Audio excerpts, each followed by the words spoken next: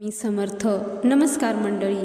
ज्ञानोबा माऊली तुकाराम या जयघोषाने संपूर्ण महाराष्ट्र दुमदुमून जातो. आषाढी वारी जवळ आली की लाखो वारकऱ्यांच्या मनात एकच ओढ असते, माऊलींच्या पालखीबरोबर पंढरपूरच्या दिशेने चालण्याची. पण या पालखी सोहळ्याशी संबंधित एक रहस्यमय घटना अनेक वर्षापासून भाविकांना आश्चर्यचकित करीत आली आहे. ती म्हणजे आळंदी येथील संत ज्ञानेश्वर महाराजांच्या मंदिराचा कळस पालखी प्रस्थानाच्या वेळी हलतो, डोलतो अशी श्रद्धा. हा चमत्कार आहे का? भक्तीची अनुभूती आहे का? की यामागे काही वैज्ञानिक कारण आहे? आजच्या व्हिडिओमध्ये आपण याच विषयाचा सखोल वेध घेणार आहोत. तर चला सुरुवात करूया. महाराष्ट्रातील आळंदी हे संत ज्ञानेश्वर महाराजांचे पवित्र स्थान. येथेच त्यांनी संजीवन समाधी घेतली. दरवर्षी आषाढी एकादशीच्या वारीसाठी त्यांच्या पादुकांची पालखी आळंदीहून पंढरपूरकडे प्रस्थान करते. हा क्षण लाखो वारकऱ्यांसाठी अत्यंत भावनिक असतो. मंदिर परिसरात टाळ मृदुंगाचा गजर, ज्ञानोबा माऊली तुकाराम चा अखंड नामघोष, अभंग, भारूड आणि भक्तीचा महासागर उसळलेला असतो. याच वेळी अनेक भाविक सांगतात की मंदिराचा कळस हलू लागतो. ही घटना अनेकांनी स्वतःच्या डोळ्यांनी पाहिल्याचा दावा केला आहे. काहींनी त्याचे व्हिडिओही चित्रित केले आहेत. त्यामुळे प्रत्येक वर्षी हा विषय पुन्हा चर्चेत येतो. वारकरी संप्रदायात या घटनेकडे अत्यंत श्रद्धेने पाहिले जाते. त्यांच्या मते संत ज्ञानेश्वर महाराज हे आजही चैतन्य स्वरूपात या मंदिरात विराजमान आहेत.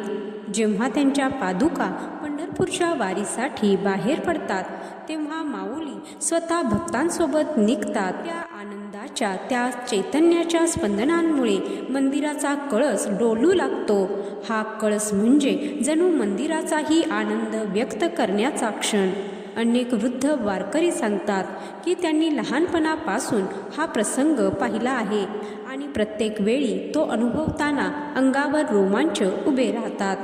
काही भाविक तर अश्रूंनी भरलेल्या डोळ्यांनी म्हणतात, माऊली आजही जिवंत आहेत. त्या आपल्या भक्तांना सोडत नाहीत. त्यांच्यासाठी हा चमत्कार सिद्ध करण्याचा विषय नाही, तो अनुभवण्याचा विषय आहे. आता या घटनेकडे विज्ञान काय म्हणते? वैज्ञानिक दृष्टिकोन श्रद्धेचा अपमान करत नाही, पण प्रत्येक घटनेकडे नैसर्गिक कारणांनी पाहण्याचा प्रयत्न करतो. पालखी प्रस्थानाच्या वेळी मंदिर परिसरात लाखो लोक उपस्थित असतात. सततचा टाळ मृदुंगाचा आवाज, हजारो लोकांची हालचाल, घोषणांमुळे निर्माण होणारी कंपने, वातावरणातील हवेचा दाब आणि दुरून पाहताना निर्माण होणारा दृष्टिभ्रम, या सर्व गोष्टींचा परिणाम म्हणून काहींना कळस हलत असल्याचा भास होऊ शकतो. काही तज्ज्ञ असेही सांगतात की लांब अंतरावर असलेली उंच रचना आणि तिच्या मागे दिसणारे ढग किंवा बदलणारा प्रकाश यामुळे डोळ्यांना हलण्याचा आभास निर्माण होऊ शकतो. याला ऑप्टिकल इल्युजन म्हणजेच दृष्टिभ्रम असे म्हटले जाते. मात्र आजपर्यंत या घटनेचे सर्वमान्य वैज्ञानिक स्पष्टीकरण निश्चितपणे सिद्ध झालेले नाही. मग प्रश्न असा पडतो, श्रद्धा मोठी की विज्ञान? याचे उत्तर प्रत्येकाच्या मनात वेगळे असू शकते. विज्ञान पुरावे शोधते, श्रद्धा अनुभव शोधते. वारकरी म्हणतात, माऊलींवर प्रेम असेल, श्रद्धा असेल तर कळस हललेला दिसतो. तर विज्ञान म्हणते, प्रत्येक घटनेमागे नैसर्गिक कारण असते. दोन्ही विचार एकमेकांचे शत्रू नाहीत. दोन्हींचा उद्देश सत्य समजून घेणे हाच आहे. संत ज्ञानेश्वर महाराजांनी स्वतः कधीही चमत्कारांचे प्रदर्शन करण्यावर भर दिला नाही. त्यांनी ज्ञान, भक्ती, समता, प्रेम आणि मानवतेचा संदेश दिला. त्यांच्या ज्ञानेश्वरीमध्ये त्यांनी कर्मयोग, भक्तियोग आणि आत्मज्ञान यांचा सुंदर संगम घडवून आणला. यामुळे माऊलींचा खरा संदेश हा चमत्कारापेक्षा भक्ती, नम्रता आणि सदाचार यामध्ये आहे.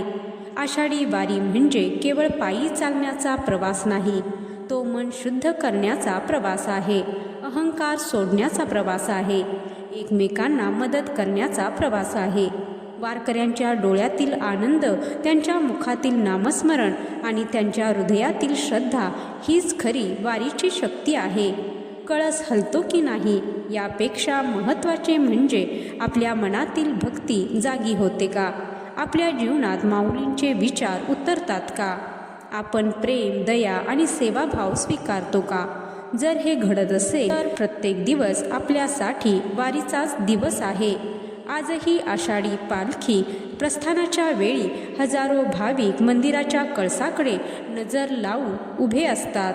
काहींना कळस हलताना दिसतो, काहींना दिसत नाही. पण एक गोष्ट मात्र सर्वांनाच दिसते, ती म्हणजे लाखो भक्तांच्या चेहऱ्यावर उमटलेले समाधान, भक्तीचा महासागर, नामस्मरणाचा अखंड नाद आणि माऊलींवरील अढळ विश्वास. शेवटी एवढंच म्हणूया, कळस हलतो की नाही हा प्रत्येकाच्या श्रद्धेचा आणि अनुभवाचा विषय आहे. या विषयाकडे आदराने, संवेदनशीलतेने आणि समतोल दृष्टीने पाहणे आवश्यक आहे. श्रद्धा आणि विज्ञान यांचा संघर्ष करण्याऐवजी दोघांचा सन्मान करणे हीच संतांची शिकवण आहे. जर तुम्हालाही कधी आळंदीच्या पालखी प्रस्थानाचा हा अद्भुत क्षण प्रत्यक्ष अनुभवण्याची संधी मिळाली असेल तर तुमचा अनुभव आम्हाला कमेंटमध्ये नक्की सांगा.